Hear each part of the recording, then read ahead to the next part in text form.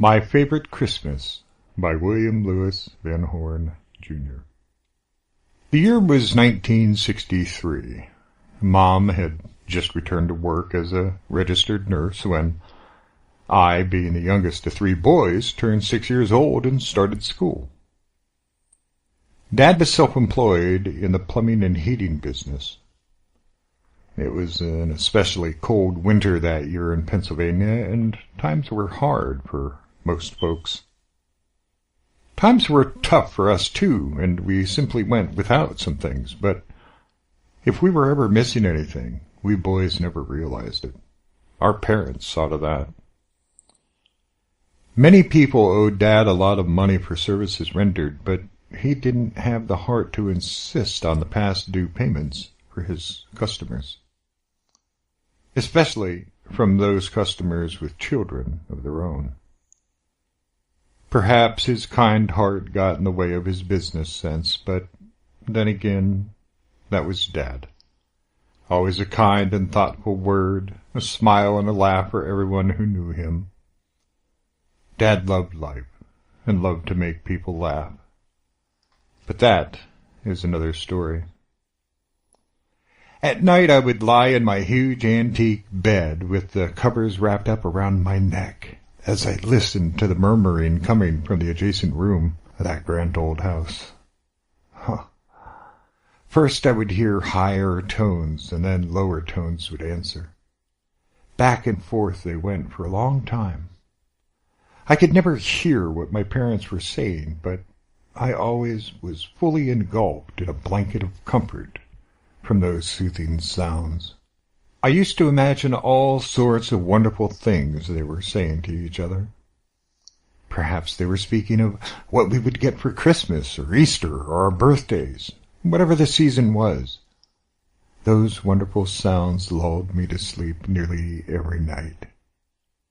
Childlike visions of exciting things filled my mind and carried me off into wonderful dreams. Christmas morning was a very exciting time in our household. Being the youngest, I was always the first one to awake and sprang into my parents' bedroom full of excitement and boyish fascination at the anticipation of what was placed under the tree by Santa and my parents in that large living room of that old Victorian farmhouse.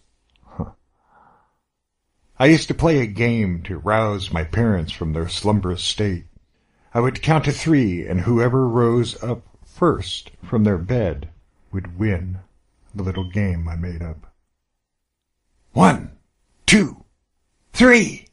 I am sure they longed to sleep a while longer, but this was Christmas, and they always gave in to my little diversion to stir them from their bed and maneuver them in the direction of the staircase while somehow finding the strength to smile at my charming enthusiasm. Before long, my brothers would join me at the rear staircase that led to the kitchen of that marvelous old house. Patiently we would wait for my parents to dress and then join us in our fleeting flight down the back stairwell. Mom always insisted on a hearty breakfast before we opened our gifts, but we could never contain ourselves long enough to gorge on a huge meal. So she would conjure up some homemade hot chocolate with miniature marshmallows and buttered toast, which we would gleefully dip into our steaming cocoa. At the very least, this was something she could get down us before we charged that room that held our awaiting treasures. The lingering smell of Christmas turkey, stuffing, and candied sweet potatoes coming from the old electric stove lured my father. But Mother never allowed him to open that oven door, knowing he would sneak a piece of the roasting meat and ruin the appearance of the half-cooked bird. It was her habit on this special morning to rise at 4 a.m. and start the turkey so that by noontime our Christmas feast was ready for our growling bellies. Dad usually joined her in her early morning preparations. That is, if he hadn't had a service call in the middle of the night from a customer needing heat in their homes, which was so common in the winter months. gulping down the last of Mother's hot, cold morning brew and slurping the remains of the last bit of soggy toast at the bottom of our mugs. We three boys, clad in our pajamas, lined up at the woolen blanket that covered the entrance to the family room. And as usual, we were fighting with one another to see who would be first in line. Beyond that room was the living room, where we so longed to be, opening up all the decorated packages that awaited us there. The blanket that covered the doorway was tacked up on Christmas Eve after we went to bed, so as not to take the focus off of demolishing our nutritious morning meal that Mother would someday get us to actually eat on Christmas morning.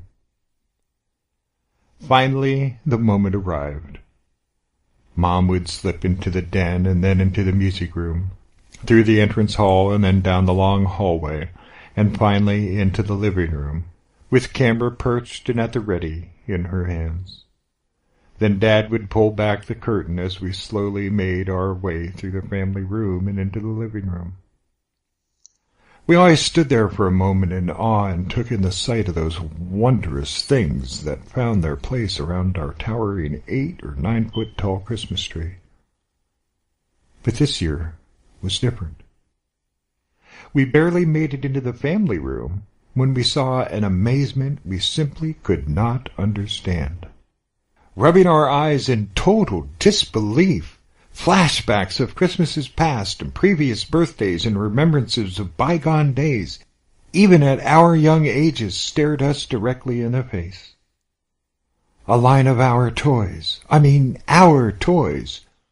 The toys we loved so much and played with so hard that they had long since been broken and tossed away in an old wooden box in the rear of the basement.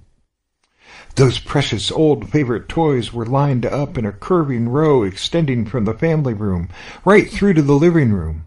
But now they were all fresh and shiny and new. New coats of paint with old dents pounded out. New or repaired wheels now replaced old worn-out ones. And old dump trucks that no longer worked had their boxes in an upright position in fine working order once again. Toy farm tractors complete with implements that had seen the end of long feverish hours of play were once again ready and waiting to turn new furrows in the backyard, in the garden of that grand old place. But how could this be? What miracle had taken place in that charming old farmhouse? Swallowing hard as we took in this astonishing sight while the camera flashed from Mother's hands, we flew to the refurbished toys and jumped up and down with complete and utter delight at the incredible renewing of our favorite things. Under the tree were even more presents, and we relished in pure boyhood delight and elation at the Christmas we will never, ever forget. Through that harsh and meager winter, Mother and Father spent many a long and nearly sleepless night, soldering, sanding, hammering, painting, pounding, gluing, and mending our old discarded toys, fashioning them into glistening new ones again. For months their sacrifice of adequate sleep while carrying out their altruistic labor of love made a lasting memory for us, and stands as a testament in our lives today as to what real parenting and love is truly all about. There is no sacrifice too great, no selfless effort too large for our parents to bestow on us the abounding love they held for their children. Just as there is no sacrifice too great for God's amazing love that He so richly gives us every day. That everlasting love of Jesus' sacrifice on the cross for our sinfulness, so that we may live forever with Him in paradise. And just like those old toys being transformed into new ones, Jesus Christ transforms our lives as believers in Christ, and continues to do so whenever we get a bump or bruise or find ourselves in disrepair. We all learn by our experiences, And that Christmas for many years past will continue to lead my brothers and I as a loving example of sacrificial love instilled in us by selfless, loving Christian parents on a cold Christmas morning long ago.